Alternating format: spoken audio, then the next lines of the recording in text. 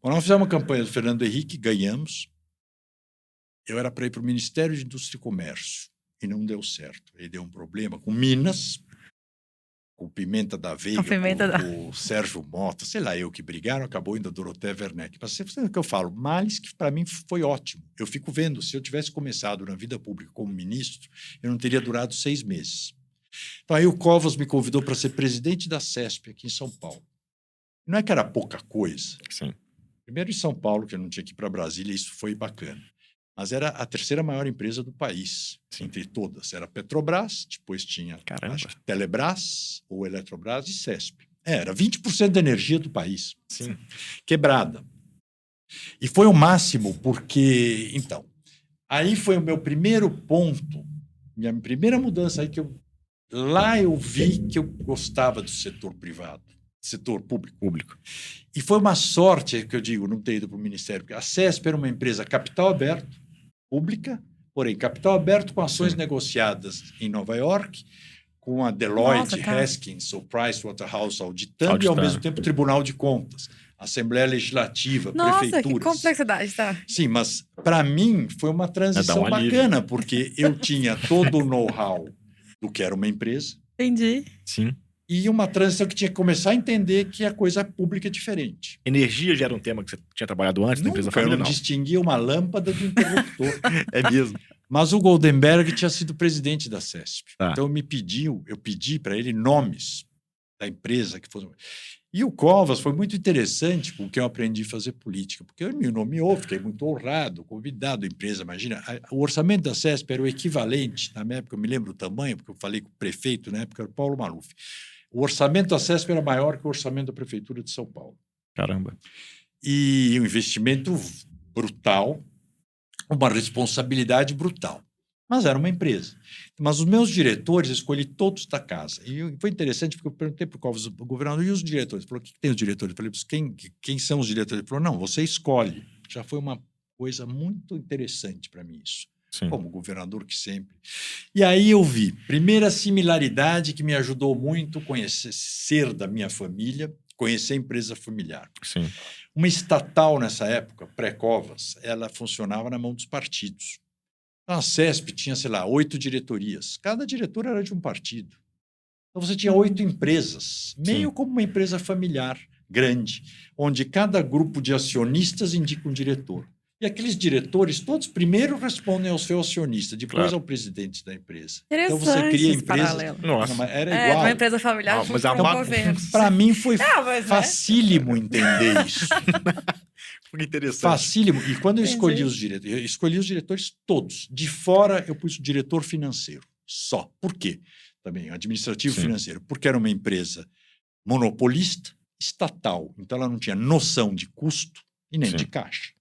A CESP tinha monopólio da geração de energia no estado de São Paulo, era isso? Eu estou errado? Não, geração, transmissão e distribuição. Eram as três? As três. Eram as três com a CESP? Tudo. Tá. Então, e no caso, a distribuidora CESP estava em 328 municípios. E ela era dona de uma outra distribuidora, que era a CPFL. Sim. Que é gigantesca, que estava nos outros.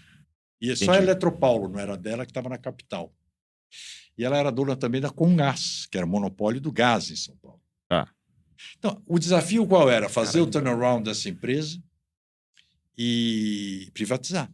Sim. Imagina, com o Covas, que era, na época, achavam que era antiprivatista, etc. Bom, eu sempre falo isso quando ficam me chamando de... Eu gosto, na rede social, vira e mexe, alguém me chama e fala que eu sou... O que é o socialista Fabiano? Eu pergunto para os caras sempre, onde é que você estava? Quando eu estava apanhando lá na Bolsa de Valores, privatizando a CESP, você estava aí mandando WhatsApp para onde? Não tinha, era por isso. É muito bom, é engraçado isso. Também falar em liberalismo, agora é fácil. Sim. Mas o bacana, então, estou falando muito, vocês querem... Não. É isso que é o problema, depois vocês cortam um pouco. Mas o bacana, o que aconteceu? Então, pus esses diretores...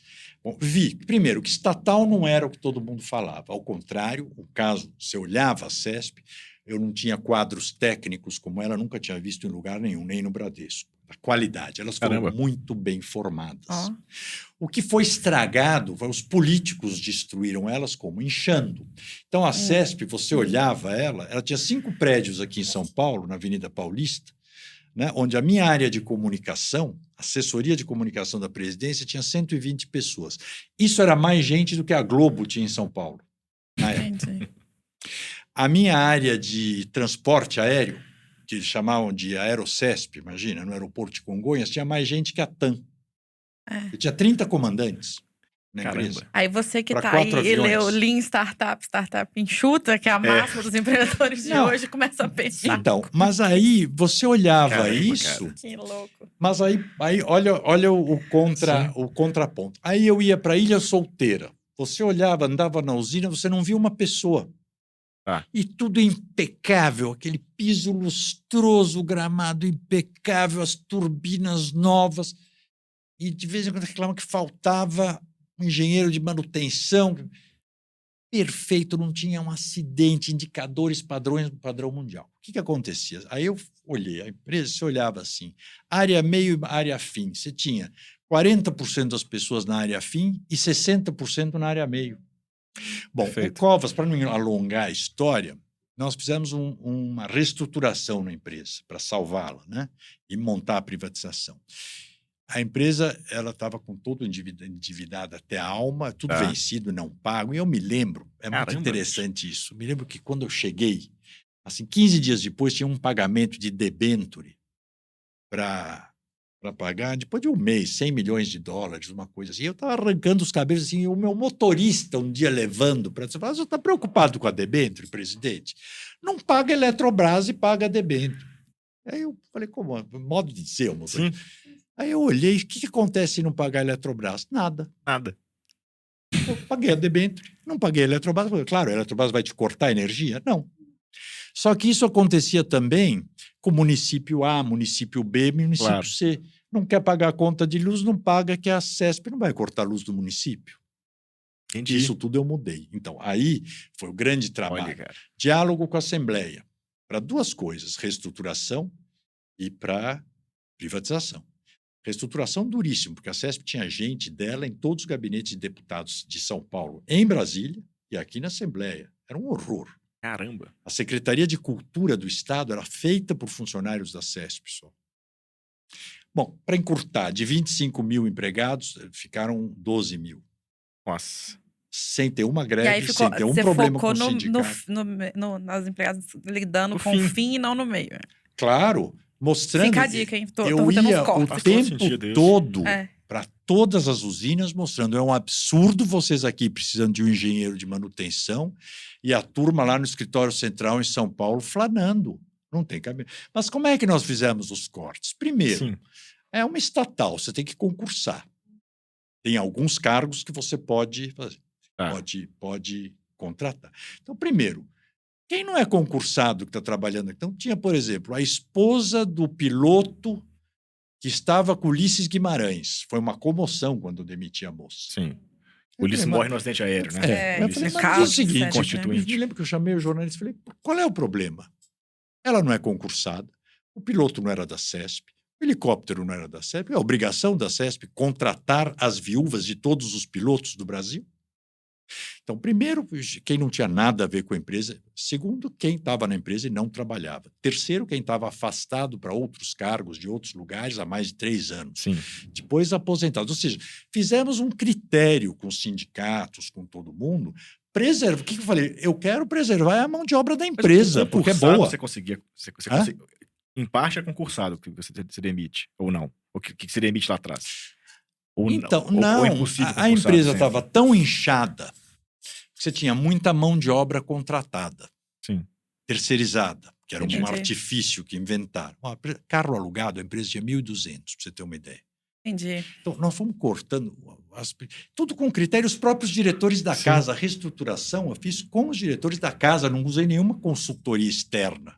Não. Perfeito. Por quê? Qual era a minha preocupação? Eu falei, pai, eu vou aqui mexer num vespeiro que na hora que eu começar a reduzir, ele me desliga a linha de um lugar para Sim. fazer um apagão aqui. Nós tivemos, se você olhar, eu tenho o o acompanhamento, toda a reestruturação, Isso é os muito massa. indicadores de qualidade todos melhorando ao longo do tempo. Ou seja, a colaboração dos quadros da empresa foi gigantesca, e dos sindicatos. Tinha Caramba. umas brigas engraçadas, típicas de sindicato, por exemplo, quando eu resolvi pôr relógio de ponto na empresa. Relógio de ponto não, catracas dos prédios aqui de São Paulo. Por quê? Porque entrava quem queria na empresa. E eu comecei a ver, então, de repente sumiam coisas de computadores, de concorrência, sabe? Sim. Lá cada investimento é uma usina hidroelétrica. E aí eu me lembro que o sindicato fez uma chiadeira que eu tinha posto câmeras no elevador. Isso era invasão de privacidade. Eu falei, por que vocês fazem no elevador? Você anda com uma hoje no celular. E ele virou, Você troca não, de mas roupa lá. virou meio de Tem que fechar. gozação, porque eu falei meio brincando, eu falei, mas escuta, o que vocês fazem no elevador? Não, e hoje a gente não Que tá louco, nem cara. aí pra ter câmera, chama o dia Não, inteiro com a eu câmera trabalhei em banco volta, no é Itaú, muito eu doido. tinha acesso a certos prédios, a outros não, porque eu não trabalhava nos outros prédios. A certas salas, a outras não. Assim, completamente normal você Não, que e cheio funciona de de um lugar dados importante. É, sigiloso, claro, vai tá estar lá no... doida. Essa Corpo, história é lá, muito imagina. bacana, porque mostra muito. Bom, resumindo, Sim, no final da minha gestão, foi o maior lucro do Brasil, comparado com qualquer estatal, privada, nacional ou estrangeira. caramba. Porque Mas me faz ela um tinha uma paralelo. geração de caixa gigantesca. Sim, então, é um Acertamos a negócio dívida feito para gerar federal. muito caixa. Conversei com todos Energia. os prefeitos, acertamos, parcelamos as dívidas e o novo começaram a pagar em dia. Todo o pessoal demitido em cidades de interior, porque é isso que eu falo, aí você tem que olhar, Claro. não adianta falar, sou o tough guy, porque Sim. isso todo mundo gosta de parecer, o tough guy. Você tem que lembrar que você está No num país... PowerPoint é um pouco mais fácil também, não? Não, e um país muito pobre. Claro. E que você fazer cortes em determinados municípios, são municípios que só tinham acesso. Certo, certo. Então, o que nós fizemos? Pegamos o Sebrae e outras coisas, fizemos vários programas, por exemplo, como nós tínhamos uma área ambiental muito forte. Isso a CESP é espetacular. O que fizemos?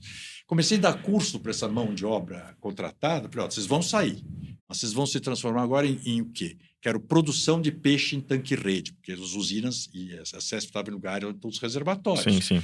Então, você foi transformando eles em empreendedores. Eu fiquei muito feliz de ver que até hoje, no Pontal do Paranapanema, onde está Porto Primavera, nós treinamos um pessoal para tratar couro de peixe. Sim, Hoje são exportadores de couro de peixe. que legal. Então, É muito bom. você gerou, quer dizer, procurou fazer Sim, também o papel, que é o papel social que a companhia tinha que Sim. fazer. Não é simplesmente demite Claro. que se dane, porque além do que é Estado. perfeito. Ó, deixa eu fazer Pô, bacana essa história. dois pontuados que eu acho legal assim, para os Bom, mas só para empreendedores. dizer que Desculpa. aí foi a minha transição do privado. Pro- Concluindo, quando eu ouvi isso, eu falei o seguinte: no setor privado, na minha empresa, para eu ter relevância na família que eu estou, é impossível. Sim, Eu jamais vou ser como Francesco Matarazzo, jamais serei como Titilo Matarazzo, ou jamais serei como Baby Pinhatari, que era Francisco Matarazzo Sim. Pinhatari, outro grande industrial. Nunca, não dá para chegar aos pés. Então, eu vou buscar minha relevância no setor público, que eu vi que dá para transformar a vida das pessoas. E Dá com para esse- fazer a e- diferença. e com-